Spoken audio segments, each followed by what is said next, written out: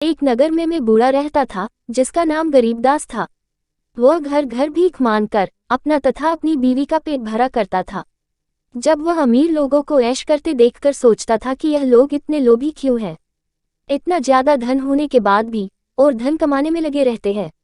मुझ जैसे गरीब लोग अपनी जिंदगी कैसे जी रहे हैं, इस बात पर कोई ध्यान नहीं देता। इनके लालच का कुआं कभी नहीं भरता। मुझे तो भगवान 10 से 15 हजार ही दे दे तो मैं कोई ना कोई काम कर लूं और अपना जीवन आराम से व्याप्त कर लूं। जब वह ये सब सोच रहा होता है तभी उसके सामने लक्ष्मी माता प्रकट हो जाती है। वो उस व्यक्ति से कहती है कि बाबा, मैं तुम्हारी इस दीन दशा को देखकर तुम्हारी हालत सुधारना चाहती हूँ।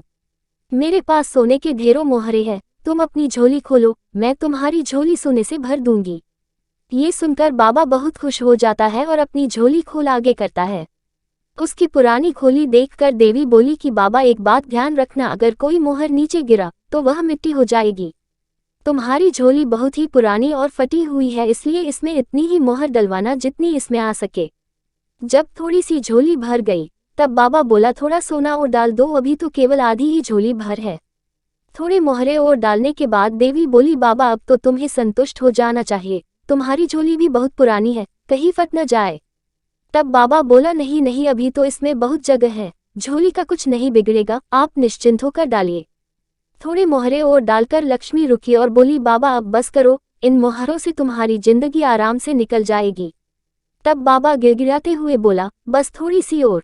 लक्ष्मी ने मोहरे डालना फिर से चालू किया, लेकिन बाबा की झोली बहुत कमजोर थी जिसकी वजह से वह एक झटके में फट गई और सारे मोहरे नीचे गिर के मिट्टी बन गए।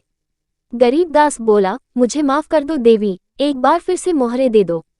जब उसने मुंह ऊपर करके तब लक्ष्मी गायब हो चुकी थी और गरीबदास निर्धन का निर्धन ही रह गया। इसलिए कभी भी लालच न दिखाए। यदि लालच करेंगे तो आप कभी भी चैन की जिंदगी नहीं व्याप्त कर पाएंगे। जो आदमी दूसरों को लालची लोभी कहता है वही अवसर मिलते ही लालच लोभ में फंस जाता है और इसका परिणाम तो फिर आप इस कहानी में देख ही चुके होंगे।